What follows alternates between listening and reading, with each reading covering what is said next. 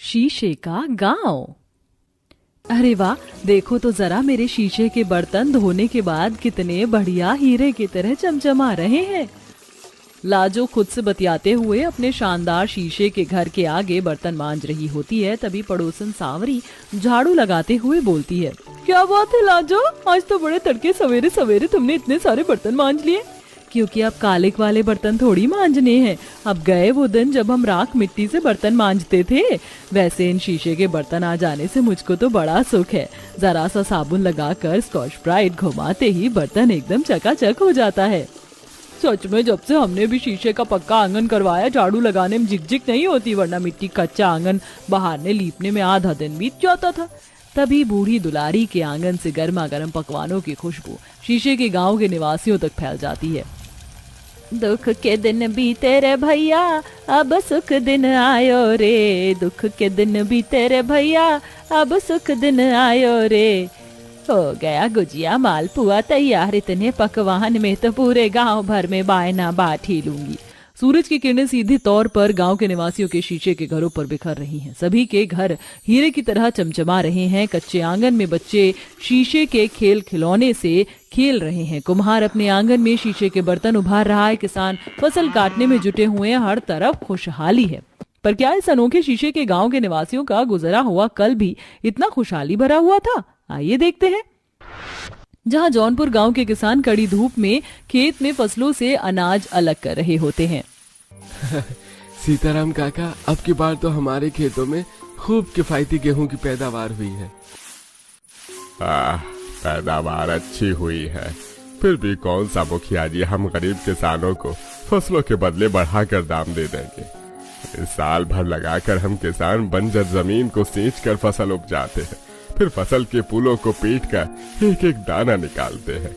लेकिन तुम्हारा दुर्भाग्य देखो, अपना न पेट भर खाने को नसीब होता है, न सिर पर एक पक्की छत है। सही कह रहे हो सीताराम काका, सारे सुख तो मुखिया जी भोग रहे हैं। क्या शानदार शीशे की कोठी बनवाई है। हम गरीब लोग कच्चे मकान में दिन काट रहे हैं। जहां एक तरफ आसपास के सभी गांव तेजी से तरक्की कर रहे थे, वहीं जौनपुर गांव आज भी पूरी तरह पिछड़ा हुआ था। गांव के मुखिया को छोड़कर कुम्हार, बढ़ई, लुहार, लकड़हारा किसान सब मिट्टी और फूस की मढ़ाई में रहते थे। मगर मसला केवल यही नहीं था। बरसात उनका घर बह जाता और तूफान में तिनके की तरह उड़ जाता था। कुछ देर में सब लोग अपना अनाज लाद कर मुखिया के घर आते हैं। आओ आओ मेरे किसान भाइयों, स्वागत है, आओ। जयराम जी की मुखिया जी अनाज लाई है। हाँ हाँ, रख दो यहीं। गरीब किसानों का झुंड मुखिया के शीशे के आलिशान घर को देखने लगते हैं। मुखिया सबको पैसे देता है। ये लो सब लोग पैसे। इतने थोड़े पैसे देखकर चंदन निराश भाव से कहता है, मुखिया जी, ये क्या, फसल का वाजिब दाम तो दीजिए। इससे ज्यादा के तो हमने खाद और बीज लगाए हैं। इतने थोड़े पैसे में हम अपने घर की छत कैसे पक्की करवाएंगे? देख चंदनवा, मैंने फसल का दाम बिल्कुल जायज दिया है। अगर तुझे फसल नहीं बेचनी तो बेशक ले जा, जा बोरी उठा के। मुखिया अपनी अमीरी का ताव दिखाकर शीशे के घर में चला जाता है। सारे किसानों की पक्का घर बनाने की आशा टूट जाती है। तो वहीं दूसरी तरफ लाजो अपने कुम्हार पति से झगड़ा करती है। हे राम जी, मेरे तो करम फूट गए। रोज रोज कालिक वाले बर्तन मांज मांज कर मेरे गोरे हाथ कोयले जैसे काले पड़ गए हैं। अजी सुनते हो, कब बनवाओगे तुम पक्का घर और कब तक मुझसे मिट्टी के बर्तन मंजवाओगे? सारे सुख तो उस मुखिया की सेठानी के भाग्य में लिखा है। शीशे के घर में रहती है, शीशे के बर्तन में खाती है। तुम भी मेरे लिए शीशे वाला घर बनवाओ। लज्जो, तू क्यों बिना बात के झगड़ा करती है? अरे मैं गरीब कुमार दिन भर चाक पर बर्तन बनाता हूँ तो जाकर थाली में 2 निवाले आते हैं। मुखिया की बराबरी में नहीं कर सकता। और इंसान की जितनी की चादर उतने पैर पसारने चाहिए। तो फिर सुन लो, आज से मैं ये कालिक वाले बर्तन नहीं घिसने वाली और खाना भी पकाकर परोस कर नहीं दूंगी। मेरे लिए शीशे की रसोई बनवा कर दो। पता है, सेठानी के घर में रसोई भी शीशे की एकदम चमचमाती रहती है और डब्बे भी चिपचिपे नहीं होते हैं। गांव की घरेलू महिलाएं मिट्टी की रसोई और घर आंगन की लिपाई पुताई से परेशान हो चुकी थी। तो वहीं पुरुष लोगों के लिए पेट भरवाना भी भारी पड़ता था, क्योंकि गांव में मुखिया के कांच की फैक्ट्री के सिवा रोजगार का कोई भी दूजा साधन नहीं था। मदन, देख, ये शीशे की अलमारी कितनी सुंदर लग रही है। काश के ऐसी सुख सुविधा की चीजें हमारे घर में भी होती। अरे भाई, हमारे तो घर कहीं कोई ठिकाना नहीं है।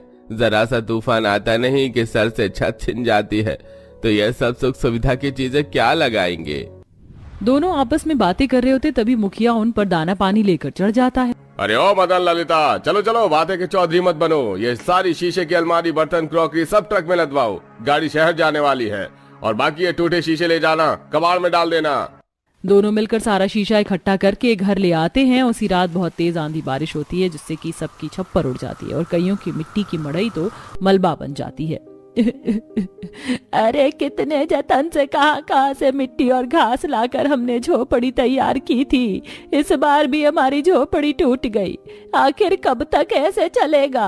पूरा गांव दुख में डूबा होता है। तभी सुरभि नंदू कहते हैं, दुलारी दादी, हम लोग भी अपने अपने लिए शीशे का घर बना लेते हैं ना। पूछ तो हल्का होता है इसलिए उड़ जाता है। हाँ, और मिट्टी भी बारिश में गलकर बह जाती है, लेकिन हमारा शीशे का घर बारिश तूफान में भी टिका रहेगा। दोनों बच्चे लड़कपन में गरीब बेआसरा गांव वालों को राह दिखाते हैं। पूरा गांव शीशे के घर बनाने में जुट जाते हैं जिसमें बढ़ई और कुम्हार का सबसे ज्यादा योगदान था।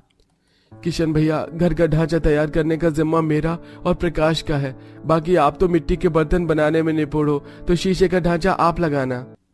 अब कुछ पुरुष मजबूत लकड़ी काट कर लाते हैं, महिलाएं गड्ढा खोदती हैं और कुछ लोग नींव डालते हैं और सब मिलकर मिट्टी का लेप चढ़ाकर गीली दीवारों पर शीशे चिपकाते हैं। इसी तरह गरीब गांव वाले जुगाड़ शीशे का पूरा गांव बना लेते और दुलारी सीताराम झूम झूम कर नाचते हैं। दुख के दिन बीते रे भैया, अब सुख आयो रे।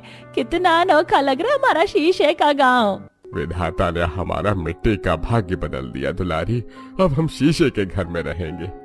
वहीं किशन लाजो के लिए शीशे की रसोई और बर्तन भी संवारता है। वहीं गरीब बेआसरा गांव वालों के सर पर छत आ जाती है। सब लोग अपने शीशे के शानदार घरों में विश्राम करते हैं। तो तभी बूढ़ी दुलारी गांव के हर एक घर में पकवान बांटती है। अरे लाजो, सांवरी, लो बायना लाई हूँ, ले लो। अरे क्या बात है काकी माँ, ये गुजिया किस खुशी में खिला रही हो? अरे बरसों के बाद हमारे गरीब मिट्टी के गांव में इतना बड़ा बदलाव हुआ है। ये पकवान हमारे शीशे के अनोखे गांव के बदलाव की खुशी में है। मुंह मीठा करो। तभी गांव के बाहर का एक सैलानी उनके गांव में आता है और अनोखे शीशे के घर खिलौने देखकर तस्वीरें खींचता है।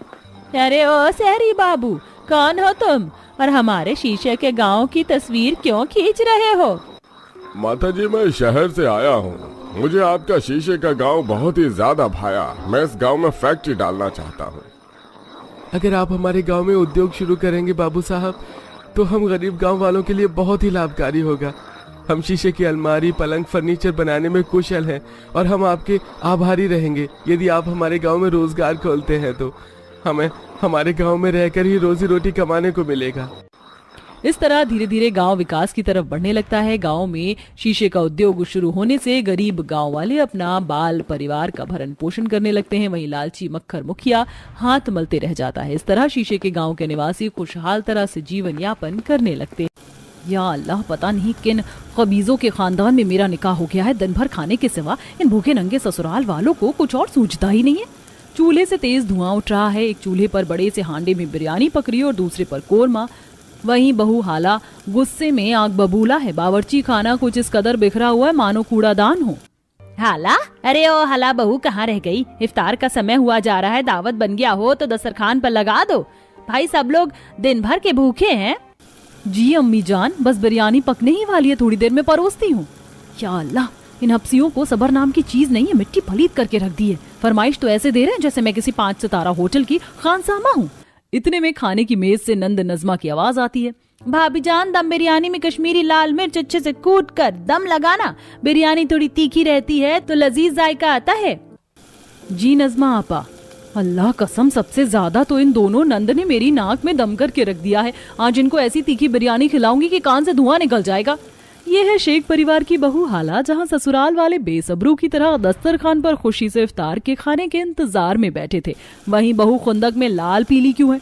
सारा मसला समझने के लिए कहानी के पिछले भाग को देखते हैं, जहां हाला शादी के जोड़े में अपने ससुराल के दरवाजे पर खड़ी है। खुशी का माहौल छाया है। ससुराल के अंदर रिश्तेदारों की भीड़ जमा है। तभी फूफी रुकैया बोलती हैं, सदके जामा, मैं तो सलमा भाभी, बहू तो चांद का टुकड़ा है। हमारे हमजा की तो किस्मत खुल गई। क्यों बानो? अरे रुकैया, खूबसूरती का क्या चार डालना है, बहू तो ऐसी होनी चाहिए जो खाना बनाने में माहिर हो और लजीज लजीज खाना बनाकर खिलाए, चेहरे पर नूर हो, लेकिन खाना बनाने का इल्म ना हो तो सुंदरता भी खाक है। मौसिया सास बानों के तंज कसने पर हाला तीखी नजरों से उसे देखने लगती है। कसम से ये खाला कैसे मेरी खूबसूरती से जल भुनकर कोयला हुई जा रही है। वैसे तो ये खाला मुझे खाई लाल खानदान से लगती है, इतना हट्टा कट्टा शरीर है।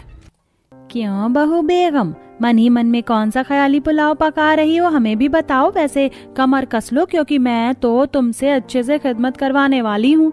ये सुनकर बेचारी बहू का आलू बुखारे जैसे मुंह बन जाता है। बेचारी जबरदस्ती की मुस्कुराहट के साथ रहती है।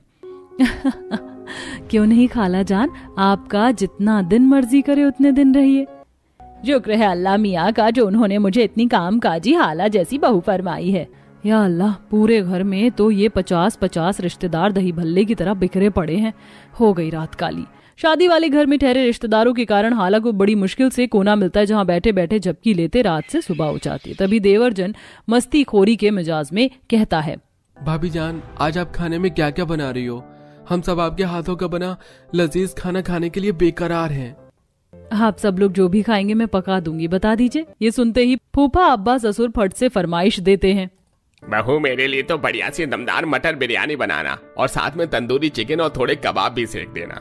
बहू मेरी खातिर तो कोरमा और लच्छा पराठा बनाना, बस इतना ही काफी है।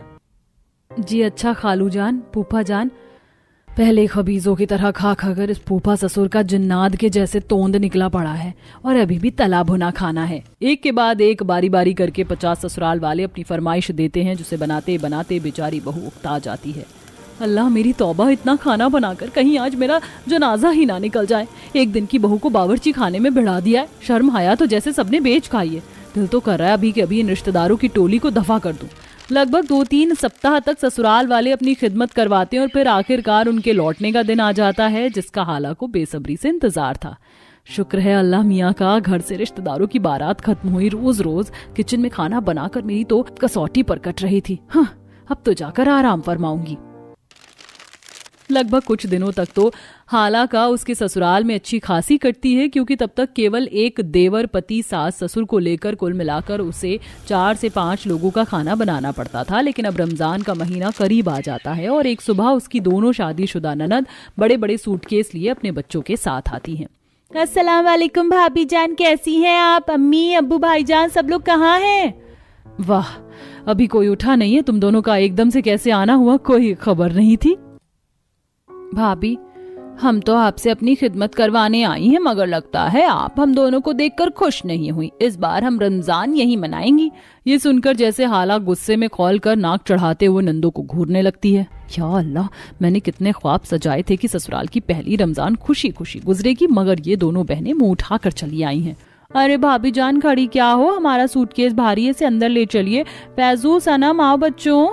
जी अम्मी। फैज, मुझे पकड़ कर दिखाओ। दोनों बच्चे भागम दौड़ में गुलदस्ता तोड़ डालते हैं, जिस पर हाला गुस्से से लाल हो जाती है। या अल्लाह, कितने शैतान बच्चे हैं। आते ही उधम मचाने लगे। जैसे ही सब अंदर आते हैं तो सास ससुर दोनों फोन पर रिश्तेदारों से बातचीत कर रहे होते हैं। जी ठीक है असलम भाईजान, आप अम्मी जान को लेकर पहुंच गई। मैं जैन हमजा को आपको लेवाने भेजता हूँ। रमजान के इस साल हम इफ्तार एक साथ खाएंगे और ईद का मुबारक चांद देखेंगे। अरे नहीं बानो, तू और अकरम आ जाओ, त्योहारों पर तो मिलना जुलना होता है। अरे नहीं, हाला बहू क्यों एतराज करेगी? ठीक है, रखती हूँ, खुदा हाफिज। अम्मी जान, फिर से कोई आ रहा है क्या? हाँ हाला बहू, तेरे अब्बा ससुर की अम्मी और भाई का परिवार आ रहा है। मेरी बहन, उनके शौहर, बुआ, फूफी सब लोग आ रहे हैं। कुल मिलाकर 50 लोग कल इस घर में बढ़ जाएंगे। कितनी चहल पहल होगी कल पहले रोजे में। मैं तो बहुत खुश हूँ। हाँ हाँ, आप तो खुशियाँ मनाओगी।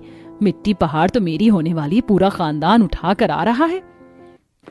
इसी तरह कुछ रिश्तेदार दिन में तो कुछ रात में और कुछ अगली सुबह रमजान के पहले रोजे वाले दिन धमक पड़ते हैं। बहू रोजा रखकर सबकी खिदमत में भिड़ी होती है। तभी दादी सास सख्ती बरतते हुए कहती हैं, अरे ओ बहू, थोड़ी देर में इफ्तार का समय हो जाएगा, अभी से खाना बनाने की तैयारी में लग जा। ऐसी भाभी जान, क्या क्या बनाने वाली हो इफ्तार में? मैं सोच रही हूँ सबके लिए रुमाली रोटी और सूखी आलू गोभी बना लूं, कम मसाला डालकर। बाकी साथ में अनार, आलू बुखारा, खजूर तो होंगे ही और शरबत भी होगा तो पेट भर जाएगा। मगर भाभी जान, बिना चिकन मटन के बगैर तो बिल्कुल अधूरा लगेगा। एक काम करना, आप थोड़ी चिकन बिरयानी, मटन कोरमा भी बनाना। हाँ बहू, थोड़ा लच्छा पराठा भी बना लेना और अंडे की सब्जी भी ले आना। या अल्लाह, मेरे ससुराल वाले कहीं जिन तो नहीं है। हर एक अकेली बहू पर इतना कुछ बनाने का फार्मा दिया है, जैसे दिन भर की कमी कसर इफ्तार में भर भर कर खा कर निकालेंगे। अल्लाह बचाए ऐसे भुक्कड़ ससुराल वालों से। बेचारी हाला किचन में आती है, जहां आग जितनी बरसती गर्मी तबाही मचा रही थी। सबसे पहले बिरयानी का हांडा चढ़ा देती हूँ, फिर मटन कोरमा की तैयारी कर लूंगी। मटन साफ करने में भी अच्छा खासा टाइम लगेगा। दिन भर के रोजे में इतना सब कुछ बनाने में हालांकि गर्मी से हालत खराब हो जाती है, कई बार चक्कर भी आते हैं। या अल्लाह, मेरा सर फटा जा रहा है बहुत जोर से। अम्मी जान, मामी खाना कब बना कर लाएंगे? मुझे जोर की भूख लगी है। बस थोड़ी देर सब्र रखो फैज, तब तक तुम खजूर खा लो। वैसे भी तुमने कौन सा रमजान का रोजा रखा है। लगभग 2-3 घंटे में बहू इफ्तार की दावत दस्तरखान पर लगाती है। भुक्कड़ ससुराल वाले बिना दुआ पढ़े टूट पड़ते हैं। तभी दादी नूर जहां एक खट्टी डकार मारते हुए कहती है, सुभान अल्लाह, क्या खस्ता तंदूरी चिकन बनाया है और ये लेग पीस खाने में लाजवाब लग रहा है। अल्लाह मेरी तौबा, ये दादी जान की खुराक कितनी ज्यादा है। सारी तंदूरी चिकन हड़प गई। देखते देखते 50 ससुराल वाले सब कुछ चट कर जाते हैं, जिस कारण बेचारी बहू के लिए बस शरबत और 2 खजूर ही बचते हैं। अब ये रोजे के दरमियान रोजाना का सिलसिला बन जाता है। सहरी में सब हल्का फुल्का खाते, मगर इफ्तार में इतने सारे व्यंजन बनाना हाला के लिए भारी पड़ता है। कैसे सबक सिखाएगी हाला अपने ससुराल वालों को। अल्लाह कसम, अब तो हद हो गई। अरे इफ्तार बना रही है, बीरबल की खिचड़ी बहू, दावत लगा भी दे। जी लाई। बस अब पानी सर से ऊपर उठता जा रहा है। खाने दो आज उन्हें कच्चा पक्का। बौखला कर हाला जैसे इफ्तार का खाना परोसती है तो सब बुदबुदाने लगते हैं। ताबा ताबा, अरे कमजर्फ, खसमानु खानी कैसा खाना बनाया? पूरी बिरयानी जला दी और कौरमा का तो कीमा बना डाला। फुप्पी जान, मुझ पर दाना पानी लेकर चढ़ने की जरूरत नहीं है। अरे आप लोगों ने तब से मछली बाजार बना रखा है। इतनी जल्दी पड़ी थी इफ्तार करने को। मैं बहू को खानसामा नहीं जो 50-50 खबीजों को खिलाऊं, हद होती है। अरे रोजे में इतना सब बनाओ, परोस कर दो। आप लोगों को तरस नहीं आता कि एक हाथ बटा दे? बोलते बोलते कमजोरी के चलते हाला को चक्कर आ जाता है। तभी हमजा ऐन मौके पर उसे संभाल लेता है। हाला, हाला तुम ठीक तो हो? बस बहुत हो गया, अब मेरी बीवी किसी की खातिर नवाजी नहीं करेगी। खाला जान, खालू जान, फूफी, फूफा, नजमा, आफिया, बेहतर होगा आप सब अपनी तशरीफ ले जाइए। हमजा के फैसले को सुनकर रिश्तेदार मुंह फुलाकर चले जाते हैं, लेकिन हाला की ननद जो कि उनकी सगी थी, दोनों ठहर कर उसकी सेवा पानी करती हैं और इस बार का खाना सास सलमा खुद बनाकर दस्तरखान पर लगाती है। सब लोग खुशियों भरा इफ्तार करके रोजे खोलते हैं।